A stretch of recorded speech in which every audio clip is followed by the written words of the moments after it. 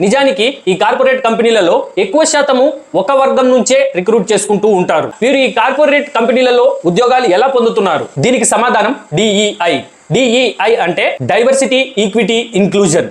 ఇది పశ్చిమ దేశాల మోడల్. ఈ డిఐ కింద డైవర్సిఫై రిక్రూట్మెంట్ పేరుతోటి అర్హత లేకపోయినప్పటికీ, అంత ప్రావీణ్యం లేకపోయినప్పటికీ ఒక వర్గం నుంచే అధిక మొత్తంలో రిక్రూట్మెంట్ చేసుకుంటారు. ఈ పశ్చిమ దేశాలలో కూడా తమ కంపెనీలలో ప్రావీణ్యం కంటే కూడా ఈ డైవర్సిఫై రిక్రూట్మెంట్ పేరుతోటి అక్కడికి వచ్చినటువంటి ఇల్లీగల్ ఇమిగ్రెంట్స్, ఈ సోమాలియా కావచ్చు, పాకిస్తాన్ కావచ్చు, లేకపోతే ఇతర ఇస్లామిక్ దేశాల నుంచి అధికంగా వచ్చినటువంటి ఇమిగ్రెంట్స్ ని అక్కడ అధిక మొత్తంలో ఆ కంపెనీలలో రిక్రూట్మెంట్స్ చేసుకుంటూ ఉంటారు. తద్వారా ఆ కంపెనీలో ఆఫీసర్ల పొజిషన్ లో కావచ్చు వీరినే కూర్చోపెడతారు. వీరిని కూర్చోపెట్టి అక్కడ ఉన్నటువంటి మొత్తం స్ట్రక్చర్ ని మార్చేసే ప్రయత్నం చేస్తూ ఉంటారు. ఇదే పశ్చిమ దేశాల మోడల్ ని మన భారతదేశ కార్పొరేట్ కంపెనీలు కూడా అనుసరిస్తున్నాయి. టీసీఎస్ కావచ్చు, మహీంద్రా టెక్ కావచ్చు, విప్రో కావచ్చు. విప్రో అయితే గత దశాబ్దాలుగా ఇలాంటి పనులు చేస్తూనే ఉంది.